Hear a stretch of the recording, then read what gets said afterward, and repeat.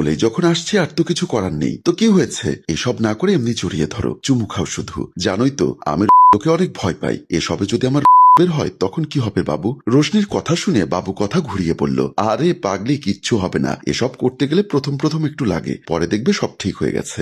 এমন কষ্ট সব মেয়েদের বেলায় একটু হয়, তুমি যদি কোনো রকম একবার ফ্রি হতে পারো তাহলে দেখবে তোমারও ইচ্ছে করবে বেশ। না গো, তবু আমার ভয় করছে গো, বলে রোশনি খাট থেকে উঠে এক পাশে চলে যায়। বাবু রোশনির পাশে গিয়ে বুকে জড়িয়ে নিয়ে কপালে একটা চুমু এঁকে দিয়ে বলল, তোমার কি অনেক বেশি ভয় করছে?